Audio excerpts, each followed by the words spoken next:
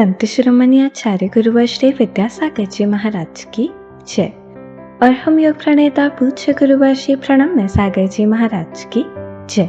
ओम अरहम नमः। श्री तत्वाद सूत्र के शंका समाधान सत्र में आप सभी का स्वागत है। आज पूज्य श्री के द्वारा आपकी की गई शंकाओं का समाधान किया जाएगा।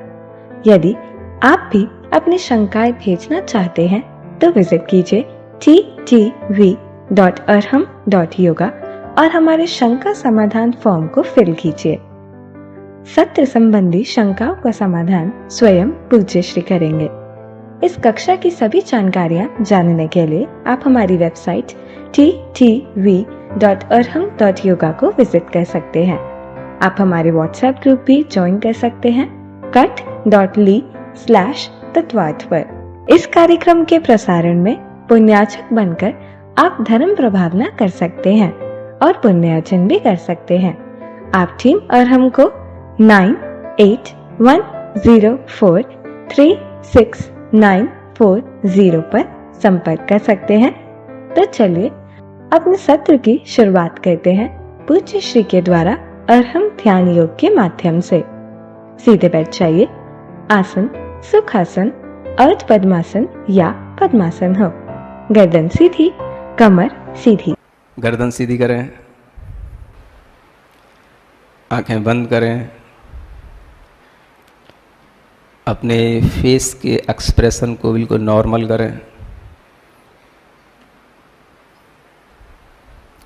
किसी भी तरह का कोई भी गुस्सा, चिंता, डर आपके चेहरे पर ना दिखे।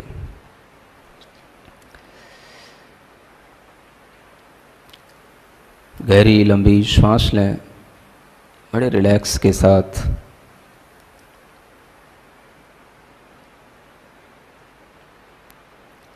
अपने पूरे शरीर के अंदर देखें। मेरा शरीर स्थिर है।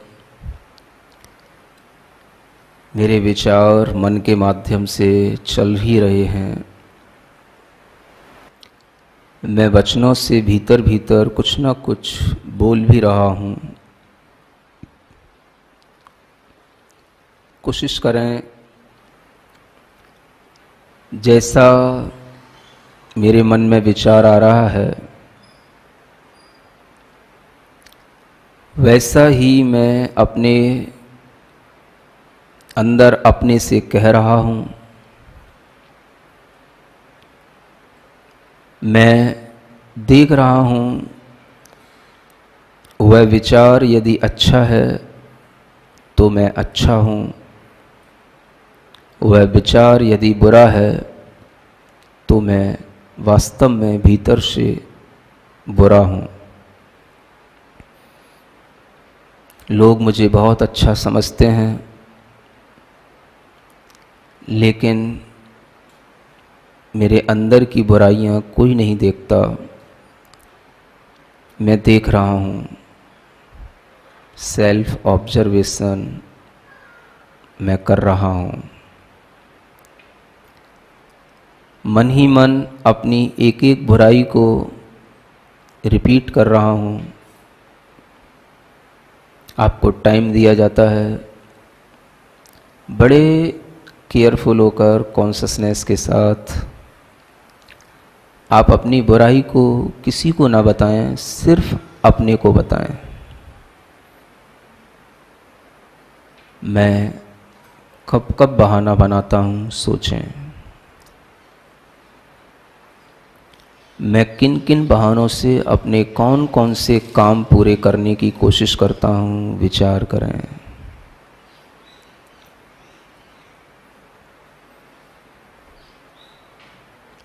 उसके कारण से कोई दूसरा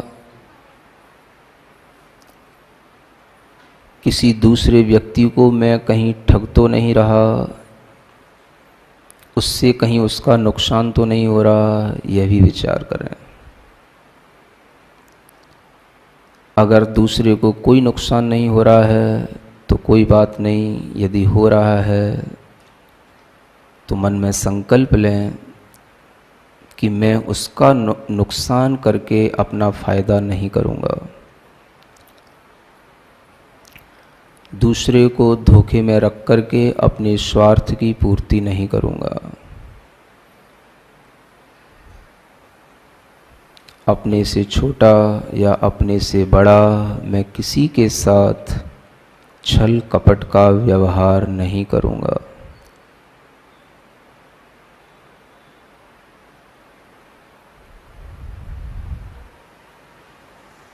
मेरा मन सरल है, उतना ही सरल है जितनी सरलता से मेरी श्वास चल रही है।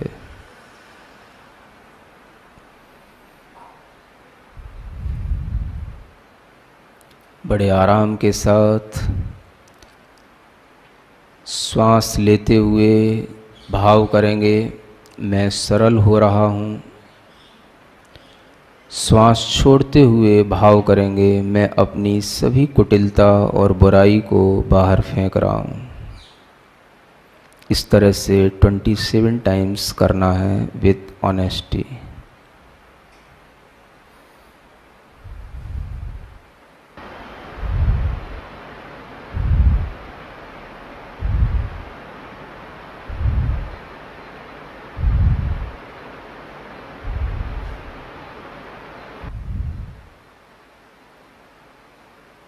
अपने नाभि पर ओम का स्मरण करें।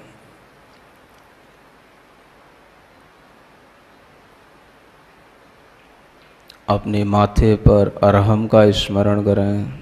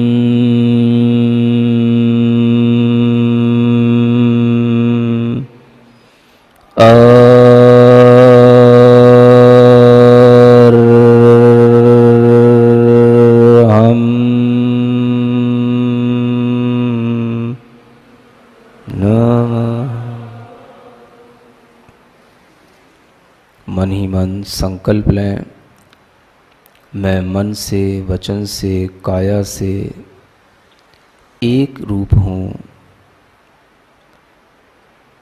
मुझे किसी के साथ विश्वासघात नहीं करना, यही मेरा आत्मविश्वास है। दोनों हाथ जोड़कर हृदय स्थान पर रखें। मेरे मन में, तेरे मन में, सबके मन में हो। मेरे मन में, तेरे मन में, सबके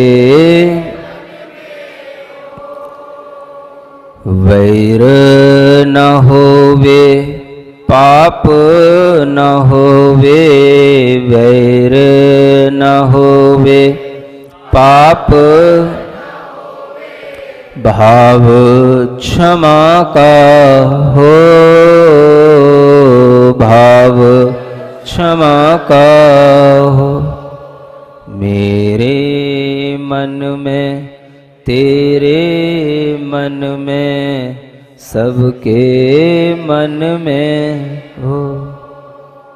मेरा मंगल तेरा मंगल सबका मंगल हो।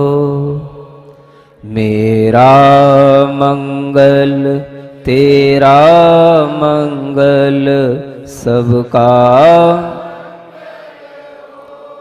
मेरे मन में तेरे मन में सबके मन में हो, सबके। तन निरोगी मन हो निर्भय, तन निरोगी मन हो।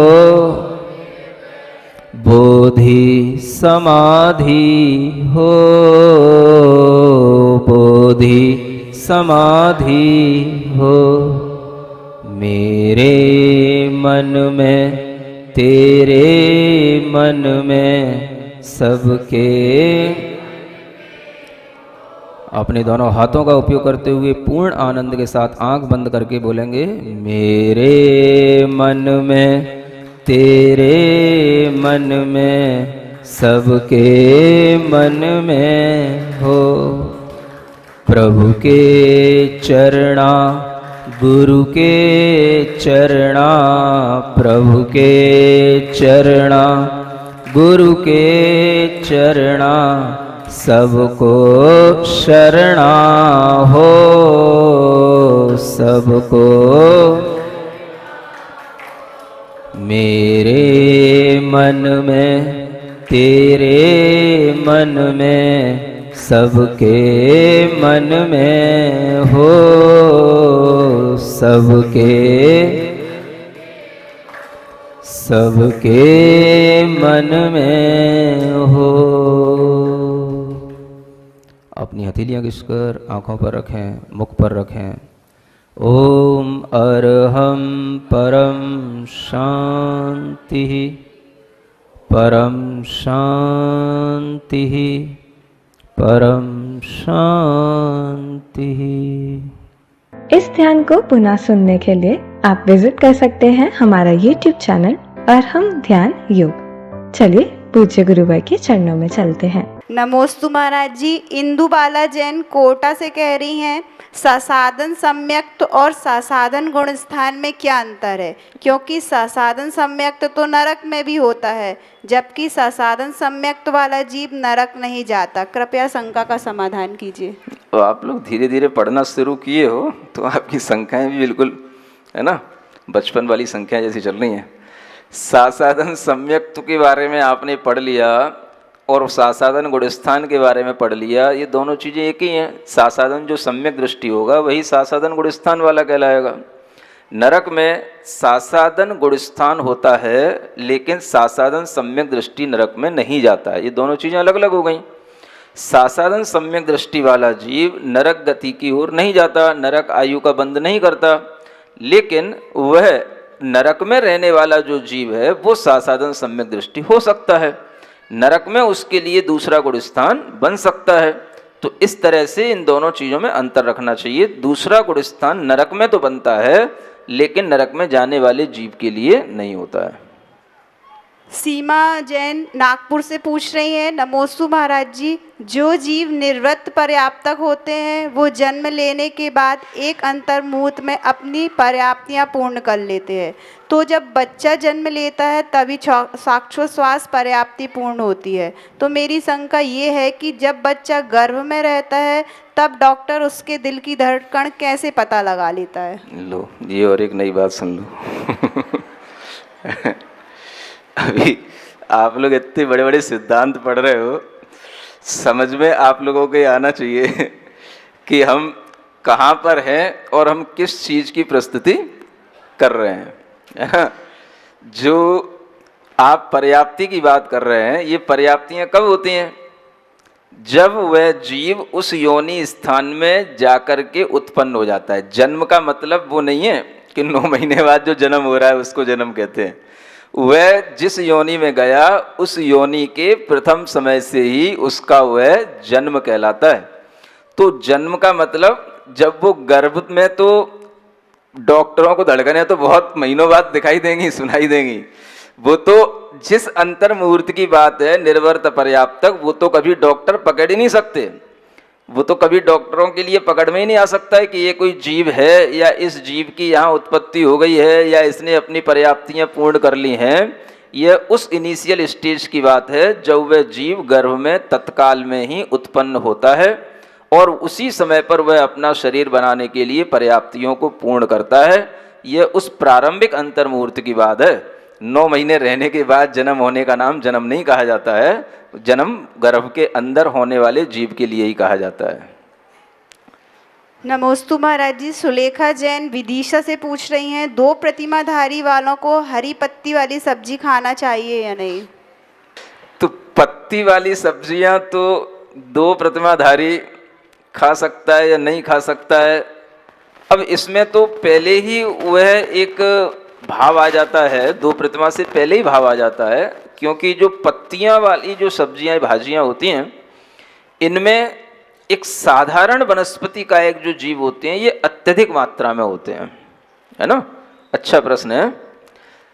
साधारण वनस्पति का एक जीव इसमें अत्यधिक मात्रा में होते हैं। तो इसलिए जो लोग थोड़ा सा संयम का पालन करना चाहते हैं वो इन तरह की सब्जियों को जिसमें ज़्यादा जीवों की हिंसा होती है वो पहले से ही छोड़ देते हैं। तो 2 प्रतिमाधारी भी इस तरह की सब्जियों को नहीं भी लेते हैं तो भी उनका काम चल जाता है। बिना पत्ती के भी बहुत सारे और भी सब्जियां होती हैं, हरी सब्जियां, जिनके सेवन से आपका स्वास्थ्य बना रह सकता है। और पत्तियां वाली, अब जैसे बुंदेलखंड में तो क्या होता है, सब ये सब सुखा लेते हैं, हरी हरी सब चीज़ें, है ना। तो अब जैसे बहुत से लोग तो धनिया पत्ती भी सुखा लेते हैं। तो कुछ चीज़ें जो एक मसाले के रूप में उपयोग आती हैं वो एक करना अलग बात है, धनिया पत्ती वगैरह ये एक अलग बात है। लेकिन जो केवल पत्ती वाली सब्जियां होती हैं उनमें जीव हिंसा होने की भी बहुत संभावना रहती है। जैसे पालक, भतुआ वगैरह जो होता है तो उसमें अनेक अंदर बड़े बड़े जीव, गिंजाई और लटें जैसी बहुत सारे उसमें जीव उसके साथ रहते हैं और वो भी एक साथ में वो मरण को प्राप्त होते हैं। तो आप इसका शोधन करना भी कठिन होता है, इसलिए बहुत से लोग इन चीज़ों को पहले से ही छोड़ देते हैं, जिससे त्रस्त जीवों की घात होने की संभावना रहती है। तो 2 प्रतिमाधारियों को इन चीज़ों से बचना ही चाहिए, है ना। सरिता जैन पूछ रही हैं, नमोस्तु गुरुदेव। गुरुजी आजकल योगा कराने वाले शंख बजाने के लिए कहते हैं, तो क्या शंख को घरों में रखना उचित है या नहीं? अब ऐसा है, अभी हम न्याय शास्त्र पढ़ रहे थे, प्रमेय रत्नमाला, है ना। तो उसमें एक बहुत अच्छी चीज़ आई, कई तरह की हेतुओं की बाधाएं दी जाती हैं या पक्ष की बाधाएं दी जाती हैं। तो उसमें एक आता है, कुछ चीज़ें होती हैं लोक बाधित, है ना। ये हेतु होते हैं, हित्वाभास के स्वरूप में बताए जाने वाले, जैसे कुछ पक्ष भी बताए जाते हैं। तो उसमें भी एक लोक बाधित चीज़ आती है। तो लोक बाधित का मतलब क्या होता है, जो लोक में बाधित हो उसी को लोक बाधित कहा जाता है ना। तो उसके लिए उदाहरण दिया कि जैसे मान लो हम शंख हैं, सीप हैं, इनको तो हम पवित्र मान लेते हैं, लेकिन अन्य कोई प्राणी के अंग हैं तो हम उसको पवित्र नहीं मानते हैं। तो यह जो लोक में मान्यता है, इस लोक मान्यता के अनुसार चलना ही यह सही पक्ष कहलाता है। और अगर हम इसके विपरीत चलते हैं और कुतर्क करते हैं या तर्क देते हैं कि वो भी तो किसी प्राणी का अंग है, ये भी तो प्राणी का अंग है, तो ये लोक बाधित पक्ष कहलाता है। तो न्याय शास्त्र में भी इसको सही माना गया है। नहीं समझे? शंख हैं, सीप हैं, अगर ये आप घर में रखते हैं तो ये प्राणी के अंग होते हुए भी ये लोक में स्वीकृत हैं। ये उस तरह से अपवित्र नहीं है जैसे कि नर कपाल, उदाहरण दिया उसमें, माने मनुष्य की खोपड़ी रखने लग गए तुम घर में, वो भी तो मनुष्य का, वो भी तो प्राणी का अंग है। तो सब प्राणी के अंग एक जैसे नहीं होते। नर कपाल जितना अपवित्र है, ऐसे ये शंख और सीप अपवित्र नहीं है। ये लोक में जो प्रचलित है, इसको हमें ध्यान में रखना चाहिए। और ये आचार्यों के सूत्र में लिखा हुआ है, तो हमें इसी सूत्र के आधार पर इस बात को भी स्वीकार करना चाहिए। दिमाग थोड़ा सा हमें खोल करके रखना चाहिए। हाँ। प्रीति जैन आगरा से पूछ रही हैं, नमोस्तु महाराज जी, मेरी जिज्ञासा ये है कि मैंने 108 शांति विधान करने का संकल्प लिया है, और अगर हम शांति विधान के साथ साथ कल्याण मंदिर का विधान कर लें तो एक ही दिन में दोनों विधान अलग अलग काउंटिंग में आएंगे। हमें ये समझ नहीं आता कि आपको विधान करना है, भक्ति करना है कि काउंटिंग करना है, हा? ये काउंटिंग क्या चीज होती है? आप 2 की बात कर रहे हैं, एक तीसरा और जोड़ लो, वर्धमान स्तुत विधान है, 3 भी कर लो, एक और वक्तामर का कर लो, 4 कर लो। ये काउंटिंग करने का मतलब क्या होता है? हमें भगवान की भक्ति करना है, हम भगवान की भक्ति में कितना टाइम स्पेंड कर रहे हैं ये हमारे ऊपर डिपेंड होना चाहिए ना। काउंटिंग करके हम कोई रिकॉर्ड बनाने जा रहे हैं क्या? क्या करना चाह रहे हैं? तो ये काउंटिंग वाली बात तो हमें समझ में नहीं आती। ये आप लोगों की जो साइकोलॉजी चलती है, इसको आप सुधारें। समझ आ रहा है ना कि हमें भगवान की भक्ति करना है। हम चाहे शांति विधान कर रहे हैं, चाहे उसी में कल्याण मंदिर भी कर लें, भगवान कोई फर्क पड़ रहा है क्या? किसके लिए कर रहे हैं? हमको समझ में नहीं आता कि आप कौन, क्या स्वरूप समझ करके क्या क्रिया करते हैं। कभी कभी यही समझ नहीं आता। ऐसा लगता है जैसे आपको डर लगता हो कि शांतिनाथ भगवान के विधान के बीच में पार्श्वनाथ भगवान के विधान कर लेंगे तो शांतिनाथ भगवान नाराज हो जाएंगे क्या? है क्या मतलब होता है ये सब बातों का? तो थोड़ी समझदारी की बातें किया करो कभी कभी, सोच करके कि भाई हमें तो भक्ति करना है किसी भी तरह से। जिनेंद्र भगवान की भक्ति हो रही है, काउंटिंग करने से क्या होगा? कोई जिनेंद्र भगवान वहां काउंट कर रहे हैं कि तुमने हमारे लिए 120 विधान कर लिए थे, शाबाश, मैं तुम्हें शाबाशी देता हूं, ऐसा कुछ हो रहा है क्या? क्या हो रहा है? तो ये काउंटिंग का मतलब क्या होता है? समझ आ रहा है ना? भक्ति करो, भक्ति का भाव समझो। जिनेंद्र भगवान की भक्ति कर रहे हो, वीतराग भगवान की भक्ति कर रहे हो, उस दृष्टिकोण को ध्यान में रखते हुए अपना समय भक्ति में लगाओ। मंजू जैन पूछ रही हैं, नमोस्तु महाराज जी, स्वाध्याय करने पर मैं सब भूल जाती हूँ, तो स्वाध्याय कैसे करना चाहिए? स्वाध्याय विनय पूर्वक करना चाहिए, है ना। अपने अंदर के विनय भाव और बढ़ाओ। शुद्धि एक बहुत बड़ी चीज होती है। जब भी हम शुद्धि के साथ स्वाध्याय करें, माने हमारे वचन, हमारे काय, हमारे आसपास का वातावरण शुद्ध होना चाहिए, है ना। ऐसा नहीं है कि जहाँ पर हम भोजन कर रहे हैं वहीं पर 2 लोग भोजन करते हुए बैठे हैं, वहीं पर हम अपनी किताब खोल के बैठ गए, है ना। घर में तो ये सब चलता रहता है। तो ये स्वाध्याय का तरीका नहीं होता है।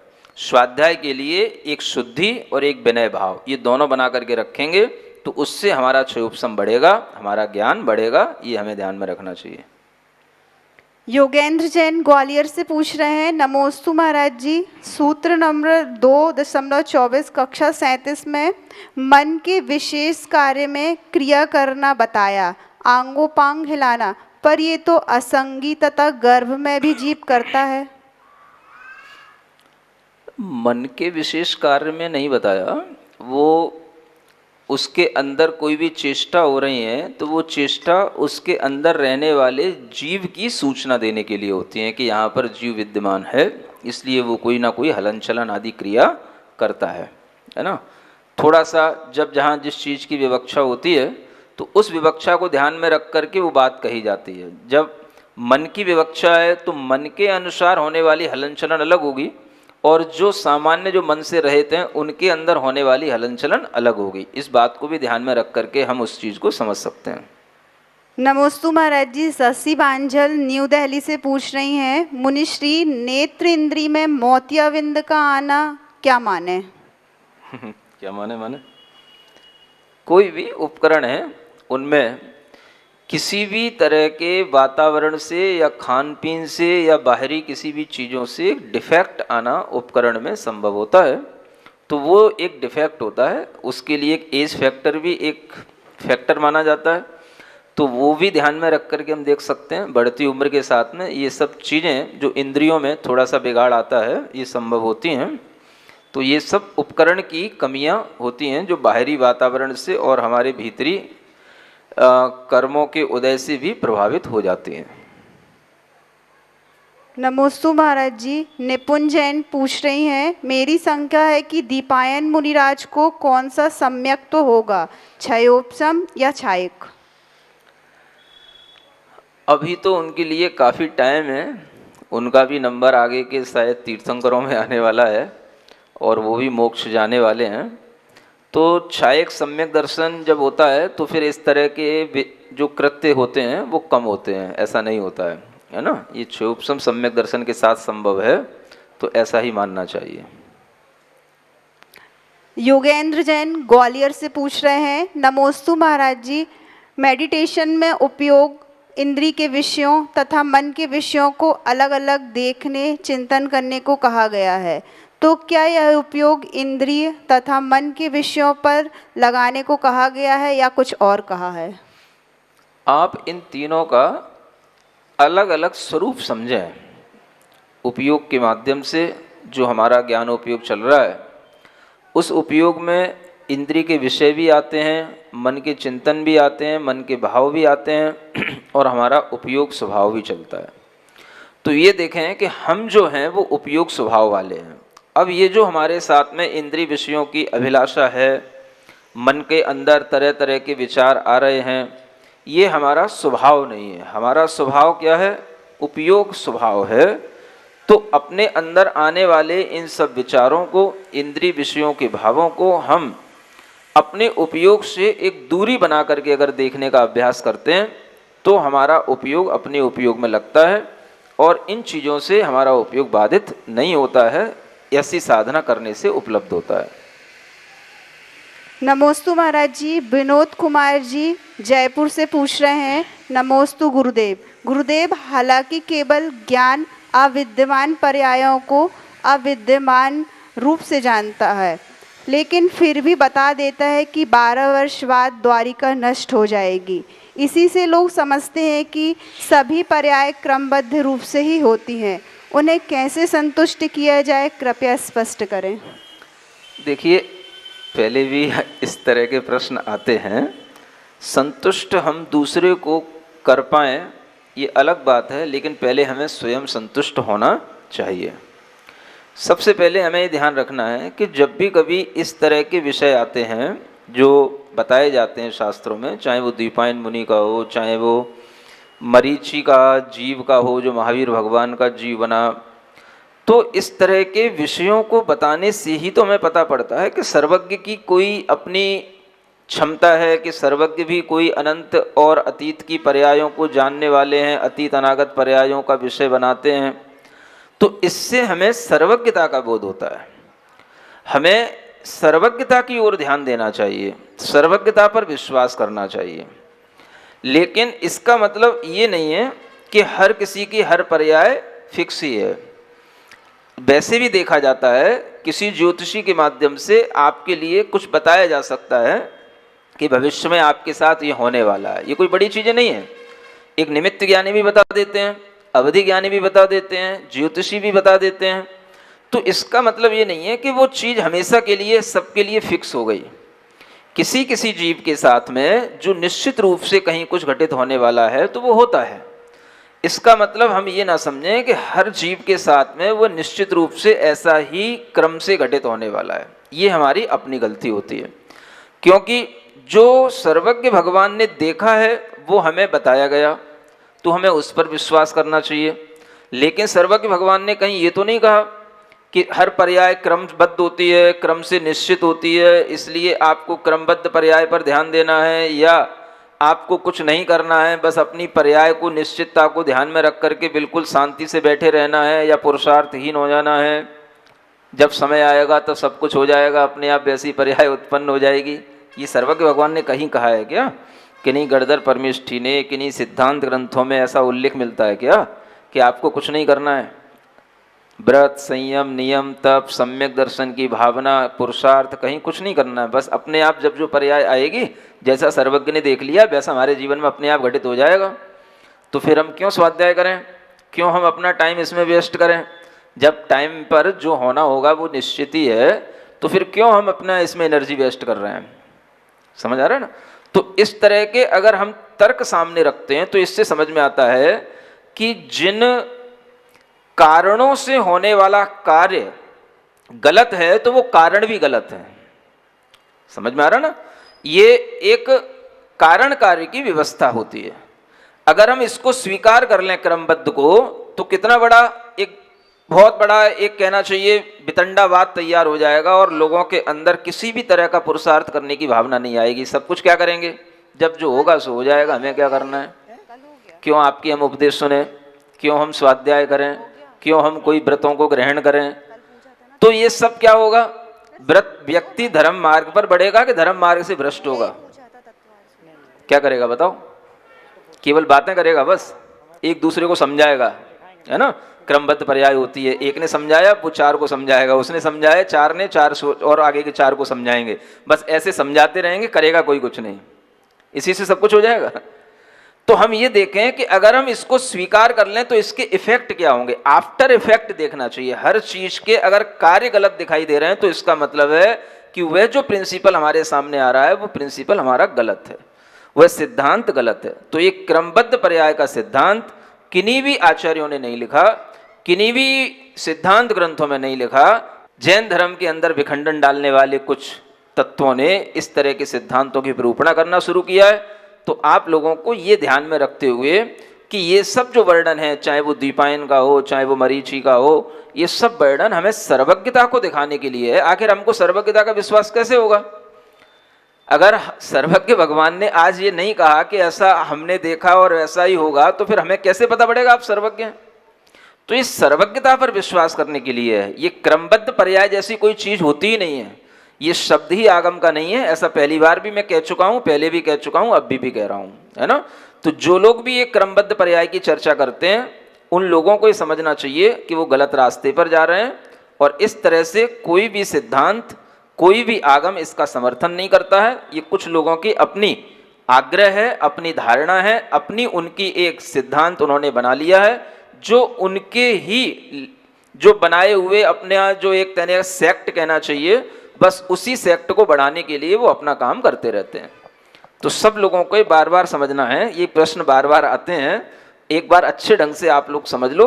दूसरा संतुष्ट हो ना हो, आपको पहले संतुष्ट होना है, ये सबसे बड़ी बात है। क्योंकि एक जीव भी अगर संभलता है तो मैं समझता हूँ पंचम काल के लिए इतना बहुत है। नमोस्तु महाराज जी। शांति जैन कानपुर से पूछ रही हैं, गुरुवर किसी ने बताया है कि सिद्धांत शास्त्री जी की स्वाध्याय अष्टमी चतुर्दशी को नहीं करना चाहिए, तो क्या हम इन दिनों में तत्वार्थ सूत्र को पढ़ें या नहीं? तत्वार्थ सूत्र सिद्धांत होते हुए भी जिन सिद्धांत शास्त्रों को पढ़ने के लिए मना किया जाता है वह सिद्धांत शास्त्र और उससे भी अधिक बड़े होते हैं और वो थोड़ा सा अधिक विषय लिए हुए दूसरे शास्त्र होते हैं, है ना? जैसे जीव कांड है, कर्म कांड है, लब्धिसार है इत्यादि। ये सूत्र ग्रंथ है, ये थोड़ा सा इसलिए भी क्योंकि अब जैसे मान लो आपके पर्युषण पर्व चल रहे हैं, है ना? अब पर्युषण पर्व चल रहे हैं तो पंचमी से शुरू होंगे, अष्टमी भी आएगी, चतुर्दशी भी आएगी, और आप उनमें पढ़ते हैं कि नहीं पढ़ते हैं? विशेष रूप से पर्युषण पर्व में तत्वार्थ सूत्र पढ़ा जाता है, वाचन किया जाता है, पाठ किया जाता है। तो इस अपेक्षा से हम देखें तो इसको हमें उस सिद्धांत की दृष्टि से नहीं देखना चाहिए। जिन सिद्धांत ग्रंथों का मना किया है वो ग्रंथ हमने आपको बता दिए, आप तत्वार्थ सूत्र को पढ़ सकते हैं, इसमें कोई आपत्ति की बात नहीं है। नमोस्तु महाराज जी। योगेंद्र जैन ग्वालियर से पूछ रहे हैं, सूत्र 2 अध्याय 2 का 19वां सूत्र कक्षा 34, प्रत्यक्ष ज्ञानियों को डायरेक्ट देखने जैसा ज्ञान अन्य 4 इंद्रियों के विषयों का भी हो सकता है या नहीं? अच्छा, प्रत्यक्ष ज्ञानी का मतलब जैसे केवल ज्ञानी हैं, अवधि ज्ञानी हैं, तो ये अन्य 4 इंद्रियों के विषय हैं, जैसे सुनना है ना, या किसी भी तरह से रस चखना इत्यादि है, तो इन विषयों का ज्ञान वह डायरेक्ट नहीं कर सकते हैं, है ना। ये ज्ञान तो इंद्रिय ज्ञान के साथ ही संभव है। इंद्रिय ज्ञान होना और अतीन्द्रिय ज्ञान होना, ये दोनों एक साथ नहीं होते हैं। जहाँ अतीन्द्रिय ज्ञान होगा वहाँ इंद्रिय ज्ञान नहीं होगा। तो आप इस तरह से समझ सकते हैं कि अगर रसगुल्ला मीठा है तो वह ये तो बता देंगे रसगुल्ला मीठा है ना, इसमें कितनी मिठास है वो भी बताई जा सकती है। लेकिन जैसा अनुभव आपको रसगुल्ला खा करके आएगा वैसा अनुभव उस मिठास का उनको नहीं आएगा, क्योंकि वो खाने के बाद आने वाला अनुभव है, वो इंद्रिय से संबंधित अनुभव है। इसलिए वह बताना अलग बात है और अनुभव करना अलग बात है, ऐसा ही जानना चाहिए। सिरिजिणवाणी जग कल्याणी जग जन मदतम मोहरी जनमण हारी गढ़हर हारी जम जरा भव रोग हरि तिथ्य राणम दिव्य झुणिम जो पढ़ई सुणई मय्ये धारई राणम सौख मणंतम धर्य सासद मोक्ष पदम पावई सासद मोक्ष पदम पावई।